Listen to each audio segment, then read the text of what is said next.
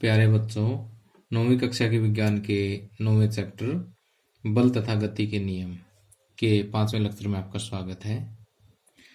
आज इस लेक्चर में सबसे पहले मैं आपको ये बताऊंगा कि संवेग संरक्षण का नियम क्या होता है और फिर न्यूटन गति के नियमों के आधार पर हम संवेग संरक्षण के नियम को सिद्ध करेंगे। तो आइए शुरुआत करते हैं। तो आइए सबसे पहले एक चित्र के माध्यम से मैं आपको समझाता हूँ कि संवेग संरक्षण का नियम क्या है। मान लेते हैं कि हमारे पास ये दो वस्तुएं हैं और इन वस्तुओं को मैं नाम दे देता हूं ए और बी। अब इन वस्तुओं पर बाहर से कोई बल नहीं लग रहा है, एक्सटर्नल फोर्स जो है इस पे क्या है, 0 है। ऐसी स्थिति में मान लेते हैं कि ये दोनों वस्तुएं जो है वो गतिमान है और एक दूसरे से टकराती है। तो टकराने से पहले दोनों वस्तुओं का कुल संवेग और टकराने के बाद दोनों वस्तुओं का कुल संवेग हमेशा ही क्या रहेगा, बराबर रहेगा। यही संवेग संरक्षण का नियम है। तो देखिए हमने इसको लिखा भी है कि जब दो या दो से अधिक वस्तुएं एक दूसरे से टकराती है तो टकराने से पहले और टकराने के बाद उनका कुल संवेग हमेशा संरक्षित रहता है, कंजर्व रहता है, सेम रहता है। ठीक, साथ में कंडीशन क्या है कि उन पर कोई बाह्य बल नहीं लगा हुआ होना चाहिए, बशर्ते कि उन पर कोई बाह्य बल कार्य न कर रहा हो। तो यही क्या है, संवेग संरक्षण का नियम है। अब देखिए कि संवेग संरक्षण के नियम को और अच्छी तरह समझने के लिए मान लेते हैं कि हमारे पास ये दो वस्तुएं हैं, ये वस्तु ए और ये वस्तु बी है। वस्तु ए का द्रव्यमान m1 है और वस्तु बी का द्रव्यमान m2 है।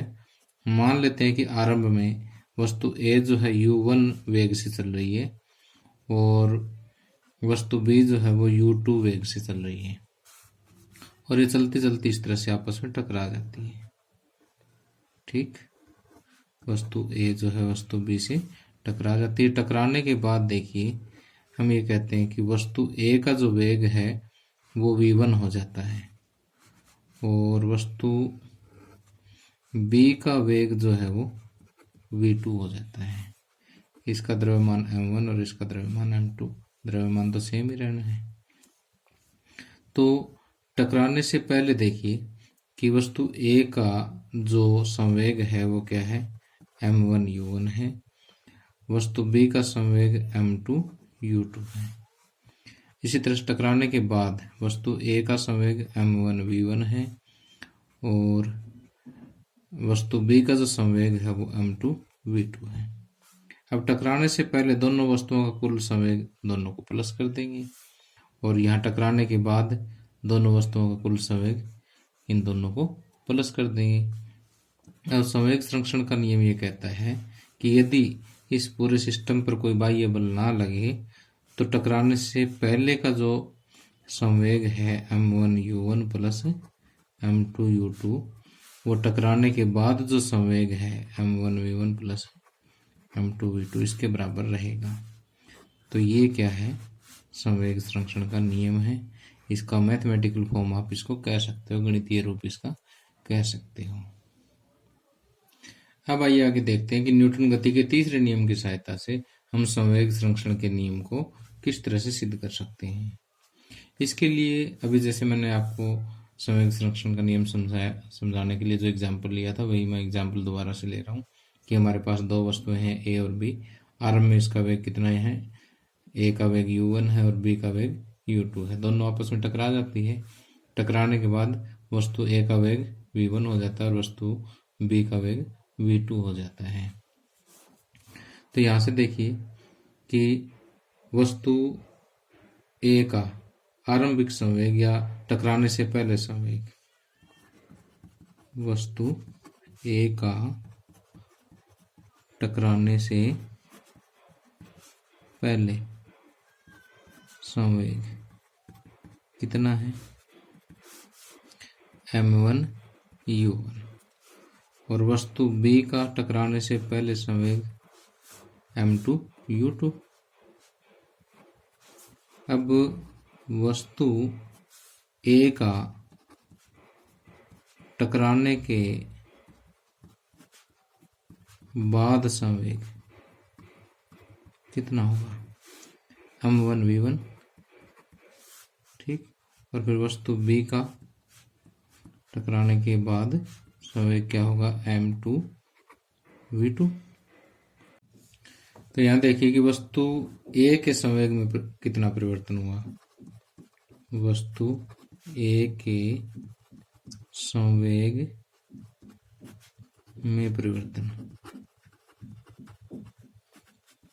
संवेग में परिवर्तन हुआ। देखिए टकराने के बाद तो है m1v1, टकराने से पहले है m1u1, और परिवर्तन हुआ इन दोनों का अंतर।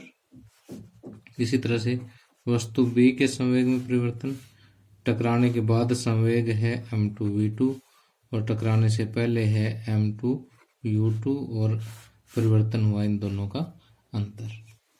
ठीक।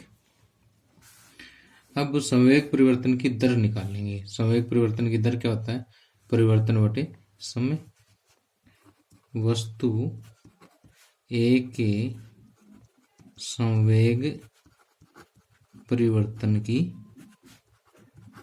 दर क्या होगी, m1v1 माइनस m1u1 बटे में t।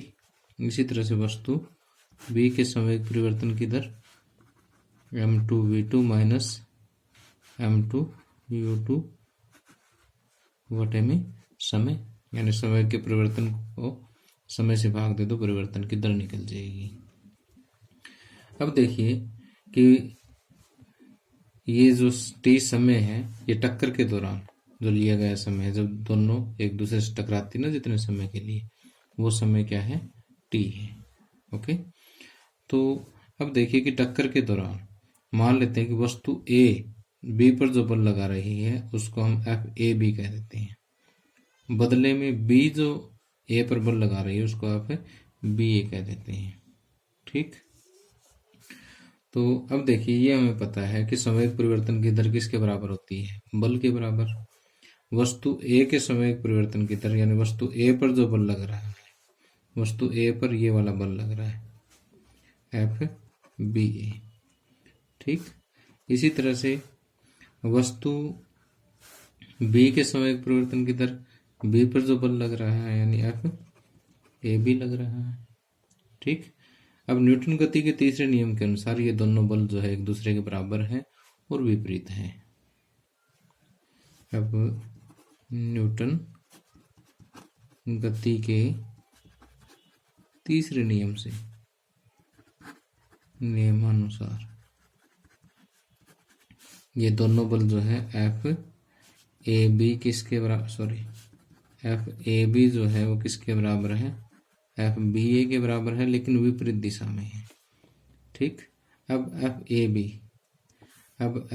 ये वाला है, तो मैं FAB की वैल्यू रख देता हूँ m2v2 minus m2u2 by t is equal to ये वाला माइनस का sign FBA m1v1 minus m1u1 बटे में समय। ठीक। अब देखिए t से t कट जाएगा और ये देखते हैं क्या है, m2v2 माइनस m2u2 बराबर, ये माइनस का साइन अंदर लेके जाऊंगा, माइनस m1v1 और प्लस m1u1। अब आगे देखिए कि जो v वाली टर्म्स है, v1 से v2, v वाली टर्म एक तरफ ले लेते हैं और u वाली टर्म दूसरी तरफ ले लेते हैं। तो ये हो जाएगा आपका m1v1, ये साइड माइनस का लेफ्ट में आते प्लस का हो जाएगा, ये ऑलरेडी प्लस का पड़ा ही है। और राइट हैंड साइड में m1u1 पहले से प्लस का है और ये टर्म इधर जाती है फिर प्लस की हो जाएगी m2u2। ओके। या इसको राइट वाली टर्म लेफ्ट में, लेफ्ट वाली राइट में एक बार लिख देते हैं, m1u1 plus m2u2 is equal to m1v1 plus m2v2। अब देखिए ये एक्सप्रेशन और कुछ नहीं है, ये संवेग संरक्षण का नियम ही तो है कि कुल आरंभिक संवेग बराबर कुल टकराने के बाद का संवेग, या टकराने से पहले का कुल संवेग बराबर टकराने के बाद का कुल संवेग। अब मैं न्यूटन गति के सिर्फ दूसरे नियम के आधार पर संवेग संरक्षण के नियम को सिद्ध करके दिखाता हूँ आपको कि बहुत ही आसान है ये, बल्कि तीसरे नियम की बजाय जो है दूसरे नियम से इसको सिद्ध करना काफ़ी आसान है। मान लेते हैं कि हमारे पास ये कई सारे वस्तुएं हैं और ये वस्तुओं का एक सिस्टम है जिस पर बाहरी कोई बल नहीं लग रहा है। ठीक, शुरू में इनका कुल संवेग हम मान लेते हैं P1 है। ठीक, ये आपस में टकरा नहीं रही है। टकराने से पहले जो संवेग है वो कितना है P1, और टकराने के बाद जो संवेग है मान लेते हैं आपस में सारी टकरा जाती है, टकराने के बाद जो संवेग है वो P2 है। तो माना टक्कर से पूर्व संवेग ये है और टक्कर के बाद संवेग ये है। ठीक, अब संवेग में परिवर्तन कितना होगा P2 माइनस P1, और जितने समय के लिए टक्कर हुई वो समय मान लेते हैं T है। मान लिया समय जो है वो कितना है T है। अब संवेग परिवर्तन की दर, संवेग परिवर्तन की दर जो है वो कितनी है P2 माइनस P1 बटे समय, संवेग में परिवर्तन बटे लिया गया समय। अब न्यूटन गति के दूसरे नियम के अनुसार गुणा कर दें। ठीक, तो देखिए T इधर आकर के गुणा होगा तो ये 0 हो जाएगा, तो यहाँ से P2 माइनस P1 बराबर 0 या P1 is equal to P2। ठीक, P1 क्या है टक्कर से पहले का संवेग और P2 क्या टक्कर के बाद का संवेग। ये तो सिद्ध करना था हमने कि यदि कोई बाहरी बल ना लगे तो टक्कर से पहले का संवेग बराबर टक्कर के बाद का संवेग है। ठीक, तो प्यारे बच्चों, उम्मीद करता हूँ कि आपको ये लेक्चर समझ आ गया होगा, और समझ आ गया हो तो इसको ज़रूर लाइक कर दें। और अगले लेक्चर में जो है मैं न्यूटन संवेग संरक्षण के नियम पर आधारित कुछ संख्यात्मक प्रश्नों को हल करवाऊंगा, जो कि एग्जामिनेशन पॉइंट ऑफ व्यू से बहुत ही इम्पोर्टेंट है। Thank you, have a nice day.